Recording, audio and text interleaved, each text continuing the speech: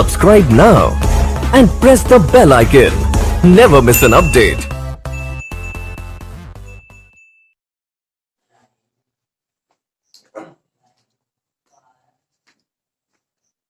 Good morning everyone. पिछली कक्षा में हम परमाणु संरचना चैप्टर में आपको परमाणु क्रमांक और द्रव्यमान संख्या के बारे में विस्तृत रूप से बता चुके थे। अब आज थोड़े इंफॉर्मेशन देखते हैं। दो नोट है,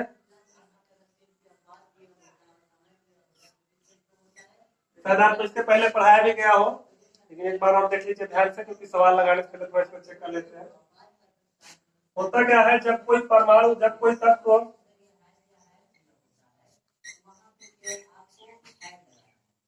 इलेक्ट्रॉन का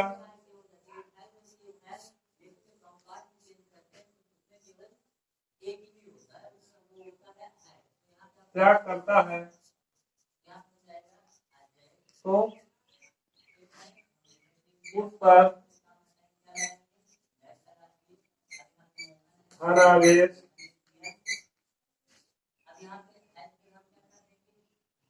आ जाता है, उत्पन्न हो जाता है।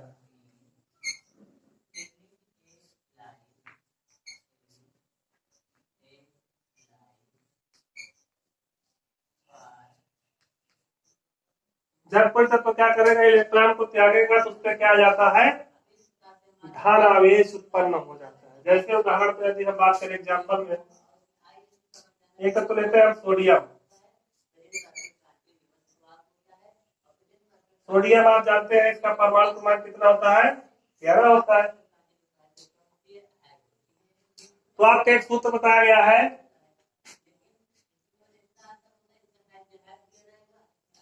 Z equal to E equal to P। Z equal to E equal to P है, एक सूत्र है आपका। इससे हमने बताया था किसी तत्व का परमाणु क्रमांक, जैसे 11 लिखा हो, 11 क्या होता है, सोडियम का परमाणु क्रमांक क्या होता है, 11 होता है। तो जितना इसका परमाणु क्रमांक होगा उतना इसमें क्या होगी, प्रोटॉनों की संख्या। अर्थात सोडियम में प्रोटॉनों की संख्या कितनी है, 11, और इलेक्ट्रॉनों की संख्या भी क्या होगी, 11, क्योंकि यह एक परमाणु है, न ये धनावेश है और ना ही क्या है ये ऋणावेश है। सोडियम में तो धन आएगा ना तो ऋण आएगा, अर्थात इसमें 11 इलेक्ट्रॉन होंगे और 11 प्रोटॉन होंगे। क्योंकि एक समझने के लिए बना रहे हैं हम इसे, और कैसे समझना है इसे। प्रोटॉन पे कैसा आवेश होता है, धन आवेश, और इलेक्ट्रॉन पे कैसा होता है, ऋणावेश।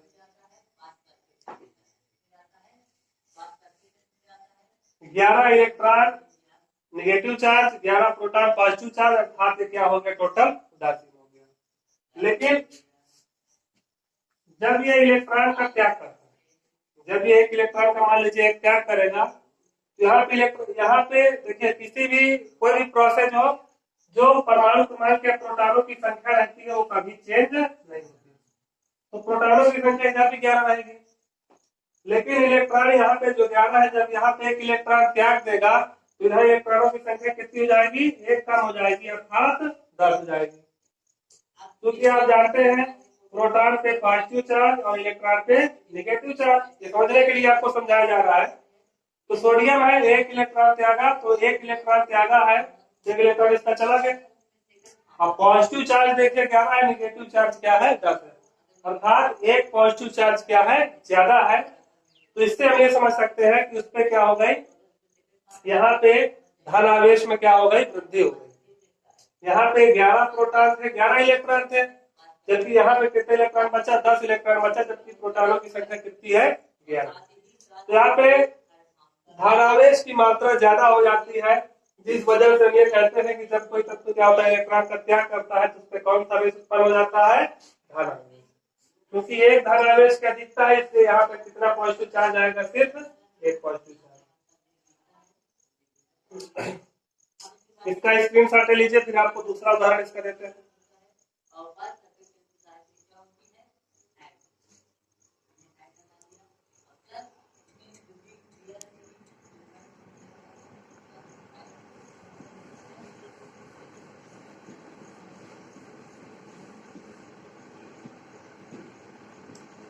दूसरा एग्जांपल देखिए,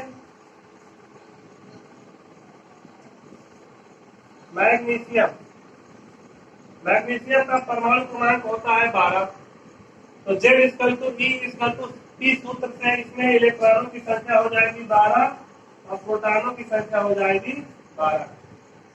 12 निगेटिव और 12 पॉजिटिव, अर्थात यहाँ पे क्या हो गया, निगेटिव पॉजिटिव दोनों टोटल हो गया। यहाँ पे जो इसका आवेश हो गया टोटल क्या हो गया, शून्य। वैसे भी आप जानते हैं परमाणु का आवेश क्या होता है, शून्य उदासीन होता है।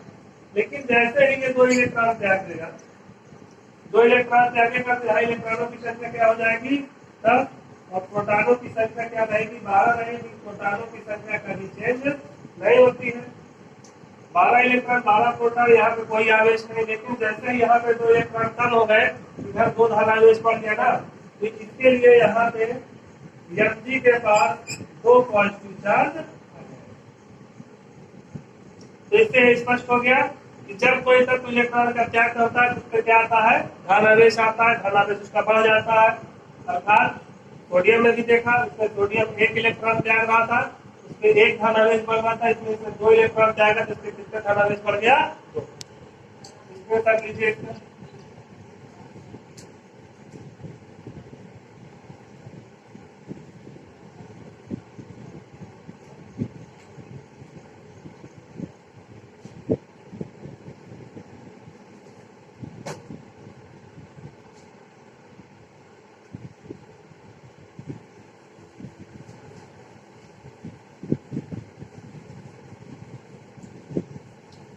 बात ये टॉपिक, ये बात क्लियर हो गई कि जब कोई तत्व इलेक्ट्रॉन को त्याग करता है तो उसमें धन आवेश की मात्रा क्या होती है, बढ़ जाती है। दूसरी बात,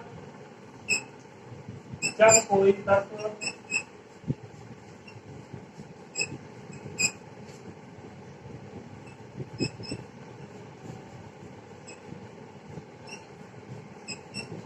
इलेक्ट्रॉन को ग्रहण करता है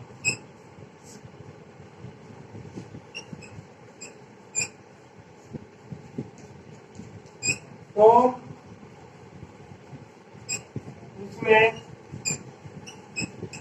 ऋणावेश आ जाता है।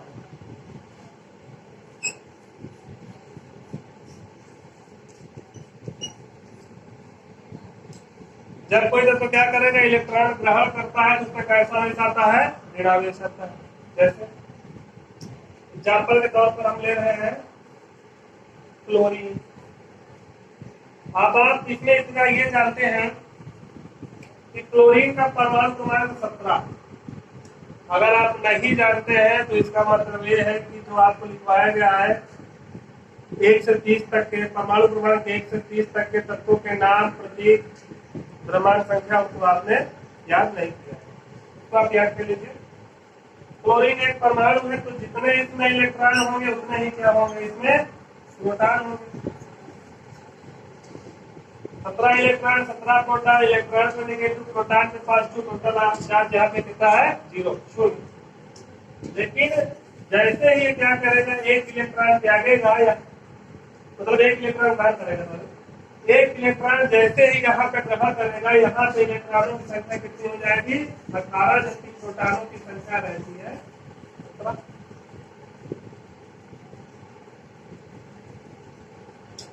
यहाँ पे कितने इलेक्ट्रॉन थे, 17। यहाँ प्रोटॉन कितने थे, 17 थे। क्योंकि Z equal to V equal to P सूत्र आपको बताया जा चुका है।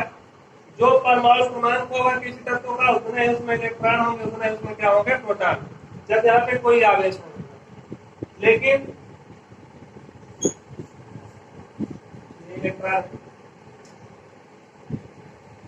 लेकिन जब एक क्लोरीन 1 इलेक्ट्रॉन ग्रहण कर लेगा तो इसके पास इलेक्ट्रॉनों की संख्या कितनी हो जाएगी, 18।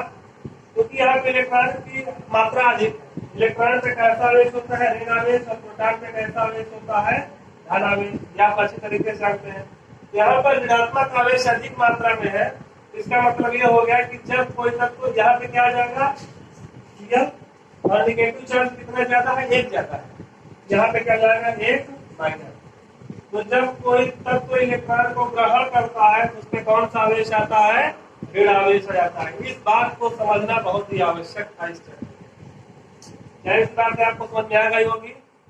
दो ही बातें हैं कि जब कोई तत्व क्या करेगा, इलेक्ट्रॉन को त्यागेगा तो उस पे कौन सा आवेश आएगा, धन आवेश, और इलेक्ट्रॉन को यदि ग्रहण करेगा तो उस पे कौन सा आवेश आएगा, ऋण आवेश। बस इतना ही टॉपिक में आपको समझना था।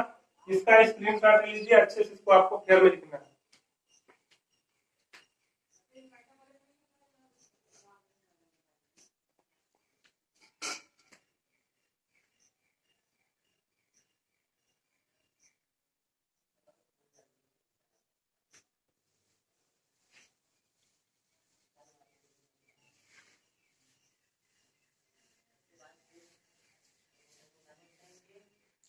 चलिए इस वीडियो में फिलहाल इतना ही। अगली कक्षा में, क्योंकि यहाँ से टॉपिक कंप्लीट होता है और नया टॉपिक स्टार्ट करने में काफी समय लगता है, काफी समय लगेगा, तो अगली कक्षा में हम पढ़ेंगे परमाणु क्रमांक और द्रव्यमान संख्या से संबंधित सवाल पढ़ेंगे, जिसमें जितना भी पीछे आपने पढ़ा है उन सबका उपयोग होगा। तो नया टॉपिक पढ़ने से पहले आपकी जिम्मेदारी बनती है कि जितना भी पढ़ाया गया है वो आपको तैयार होना चाहिए। 1 से परमाणु क्रमांक 1 से 30 तक के तत्वों के नाम, प्रतीक और उनकी द्रव्यमान संख्या, ये तो आपको याद होना ही चाहिए, ये तो जरूरी है। इसके अलावा अन्य जो भी चीजें पढ़ाई गई हैं, परमाणु क्रमांक क्या होता है, द्रव्यमान संख्या क्या होती है, Z=E=P सूत्र कहाँ पे उपयोग होता है, कहाँ पे नहीं होता है, द्रव्यमान संख्या का सूत्र क्या होता है, इसमें कौन सा आवेश होता है, ये सब चीजें आपको क्या करनी है, अच्छी तरीके से ध्यान देनी है, जो कि बहुत ही आवश्यक है। इसके बाद हम अगला जो हमारा वीडियो आएगा, उस वीडियो में हम पढ़ेंगे आगे के जो भी सवाल। ठीक है, धन्यवाद।